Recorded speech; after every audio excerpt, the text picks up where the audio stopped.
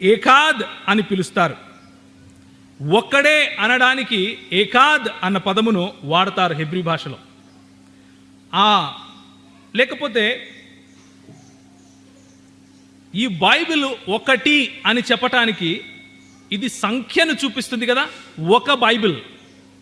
నా దగ్గర నేను ఇంకొక బైబిల్ని తీసుకుంటే ఎన్ని బైబిల్స్ అవుతాయి? 2 బైబిల్స్ అవుతాయి. అలాంటి సమయంలో వాడటానికి ఉపయోగించే పదము యాహిద్. యాహిద్. దేవుని గురించి వాడిన పదము ఎహాద్. ఎహాద్ అంటే సమూహముతో కూడిన లేక ఐక్యతతో కూడిన ఒకటి అని అర్థం. ఉదాహరణకు ఒక స్త్రీ ఒక పురుషుడు ఎంతమంది ఉన్నారండి?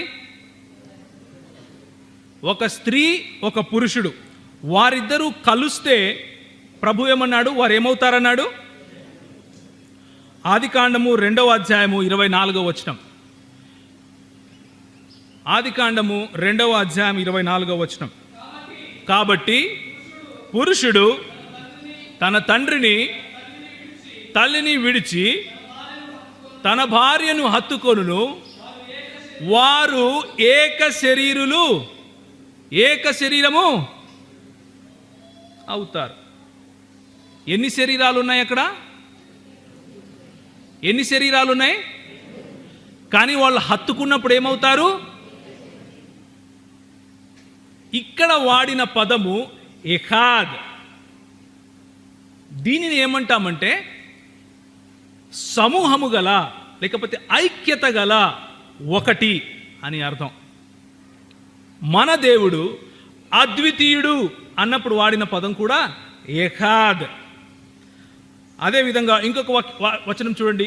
ఆదికాండం 11వ అధ్యాయం 6వ వచనం. ఆదికాండము 11వ అధ్యాయము 6వ వచనం. జనము ఒకటే. జనములో ఎంతమంది ఉంటారండి? మీరంతా ఎవరు? ఎంతమంది ప్రజలు ఉన్నారు ఇందులో?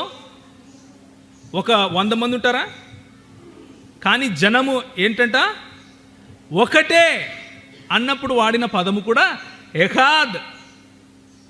దేవుడు ఒకడే అన్నప్పుడు వాడిన పదము, జనము ఒకటే అన్నప్పుడు వాడిన పదము 2 ఎహాద్.